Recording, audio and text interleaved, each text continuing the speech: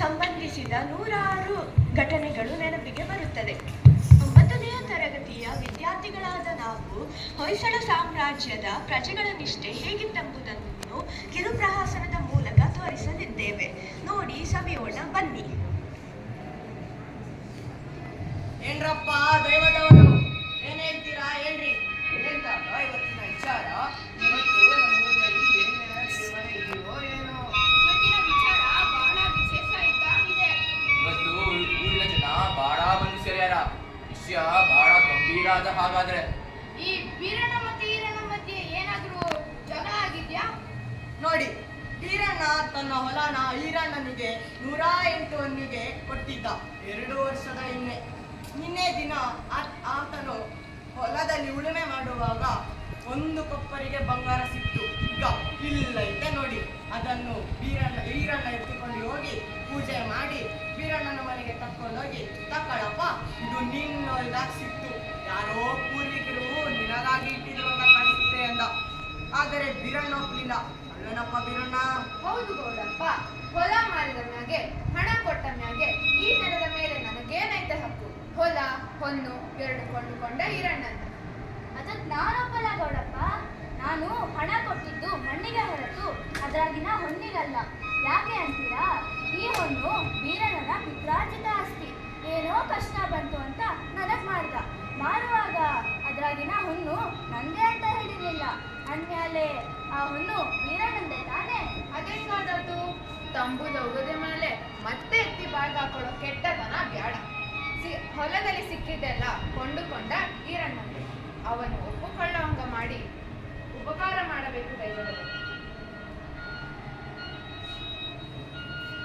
ಇಬ್ಬರಿಗೂ ಬೇಡವಾದ ಈ ಹೊನ್ನು ರಾಜ್ಯದ ಬೊಕ್ಕಸಕ್ಕೆ ಸೇರಲಿ.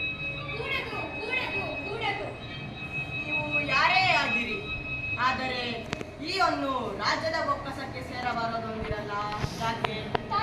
ರಾಜ್ಯದ ಬೊಕ್ಕಸಕ್ಕೆ ಸೇರಲು ಇದು ಸಾಮ್ರಾಟರ ದುಡಿಮೆಯೂ ಅಲ್ಲ, ಅವರ ಬೆವರಿನ ಫಲವೂ ಅಲ್ಲ. ಇದು ಪ್ರಜೆಗಳ ಬೆವರಿನ ಫಲ. ಹೌದು, ಈ ಹೊನ್ನು ಪ್ರಜೆಗಳದ್ದು. ಆದರೆ ಆ ಪ್ರಜೆಗಳು ಯಾರವರು? ಹೇಳ ನನ್ನಪ್ಪ. ನಾವೆಲ್ಲರೂ ಹೊಯ್ಸಳೇಶ್ವರನ ಮಕ್ಕಳಲ್ಲವೇನಪ್ಪ? ಮಕ್ಕಳ ದುಡಿಮೆ ತಂದೆಯದಲ್ಲವೇ? ಹೋಗಲಿ, ನಿಮ್ಮ ಊರಿನ ಹಣವನ್ನು ನಿಮ್ಮ ಊರಿನ ಏಳಿಗೆಗಾಗಿಯೇ ವಿನಿಯೋಗವಾಗಲಿ. ಅಷ್ಟು ಸ್ವಾರ್ಥ ಯಾಕೋ ನನ್ನಪ್ಪ? ನಾರಾಯಣನಂತಹ ಮಹಾರಾಜರು ಹಾಗೆ ಲಕ್ಷ್ಮಿಯಂತಹ ಮಹಾರಾಣಿಯರು ಇರುವಾಗ ನಮ್ಮೂರಿಗೆ ಹಣಕ್ಕೆ ಕೊರತೆ. ಈಗ ನಮಗೆ ಅದ್ಯಾವುದೂ ಬೇಡ. ಒಂದರ್ಥದಲ್ಲಿ ನಾವು ತೃಪ್ತರು. ನಿಮ್ಮಂತಹ ಪುಣ್ಯವಂತ ಪ್ರಜೆಗಳನ್ನು ಪಡೆದ ರಾಜ ಅದೆಷ್ಟು ಭಾಗ್ಯವಂತನು. ಅಂತಹ ರಾಜರಾಣಿಯನ್ನು ಪಡೆದ ನಾವು ಪುಣ್ಯವಂತರು. ನಿಮ್ಮ ಸಮಾಗಮದ ಸೌಭಾಗ್ಯವನ್ನು ಕಂಡ ನಾವು ಪುಣ್ಯವಂತರು. ಅಣ್ಣಗಳಿರ, ಇವರು ಯಾರೆಂದು ತಿಳಿದಿರಿ. ಇವರೇ ನಮ್ಮ ಭಾಗ್ಯ ದೇವತೆ ಶಾಂತಲಾದೇವಿಯವರು. ಗಂಡುಡಿಗೆಯಲ್ಲಿದ್ದುದರಿಂದ ನಿಮಗೆ ಗುರುತಿಸಲಾಗಲಿಲ್ಲ. ನೋಡಿ,